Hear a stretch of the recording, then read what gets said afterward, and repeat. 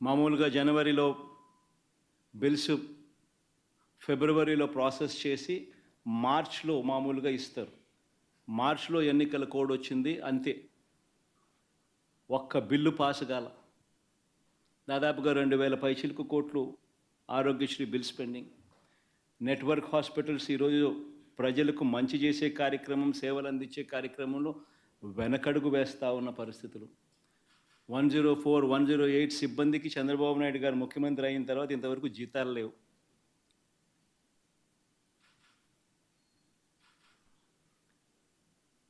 ఆరోగ్య ఆసరా గురించి పట్టించుకునే నాతుడు లేడు. గవర్నమెంట్ రంగంలో కడతా ఉన్న మెడికల్ కాలేజీలను స్కాములు చేస్తూ, స్కాముల కోసం కాలేజీలను ప్రైవేట్ పరం చేయడానికి అడుగులు ముందుకు పడతా ఉన్నాయి.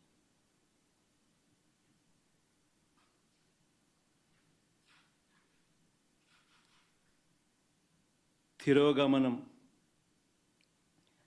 వ్యవసాయం అయితే పూర్తిగా చంద్రబాబు నాయుడు గారి హయాంలో రైతు పూర్తిగా రోడ్డున పడ్డాడు. రైతులకు అందాల్సిన పెట్టుబడి సహాయం 20,000 ఇస్తానన్నాడు, ఇంతవరకు రూపాయిల.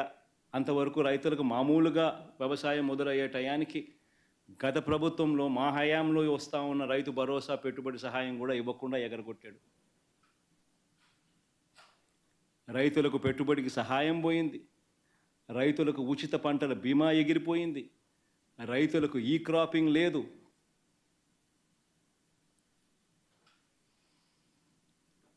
రైతుల పరిస్థితి ఎంత దయనీయంగా ఉందంటే ఆర్బీకే వ్యవస్థ నిర్వీర్యం అయిపోతూ ఉంది.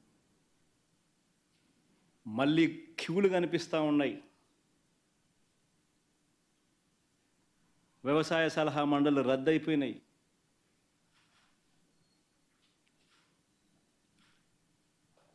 ఏ రంగం చూసుకున్నా కూడా తిరోగమనమే. గతంలో వైఎస్ఆర్సీపీ ప్రభుత్వంలో మా హయాంలో ప్రతి పథకము పారదర్శకంగా జరిగేది, డోర్ డెలివరీ జరిగేది. ఈరోజు డోర్ డెలివరీ గాలికి ఎగిరిపోయింది. డోర్ డెలివరీ పెన్షన్ లేదు, డోర్ డెలివరీ రేషన్ లేదు. పారదర్శకత అంతకన్నా లేదు. ఈరోజు మళ్ళీ తెలుగుదేశం పార్టీ జన్మభూమి కమిటీల వాళ్ళ దగ్గరికి వెళ్ళి వాళ్ళ ఇళ్ళల్లో డిస్ట్రిబ్యూషన్ అట, వాళ్ళ ఇళ్ళకు రావడానికి ఎవరైనా సిద్ధం కాకపోతే పథకాలు క్యాన్సిల్ అట. రాష్ట్రంలో పూర్తిగా లా అండ్ ఆర్డర్ పూర్తిగా ఏమైపోతా ఉంది అన్న పరిస్థితిలోకి లా అండ్ ఆర్డర్ వెళ్ళిపోయింది. రెడ్ బుక్ పాలనతో ఈరోజు రాష్ట్రంలో అడ్డగోలుగా న్యాయాన్ని పాతరేసి, ధర్మానికి రక్షణ లేకుండా ఈరోజు ఆస్తులు ధ్వంసం చేస్తూ ఉన్నారు, దొంగ కేసులు పెడతా ఉన్నారు, ఇరికిస్తూ ఉన్నారు కేసుల్లో.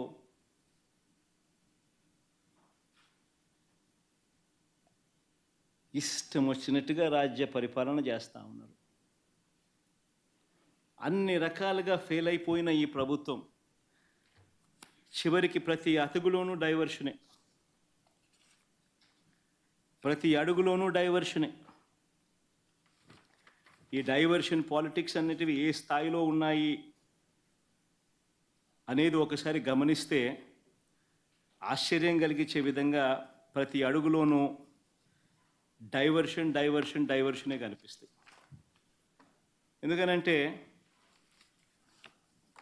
ఒకసారి గమనిస్తే ఇదే పెద్ద మనిషి చంద్రబాబు నాయుడు గారి హయాంలో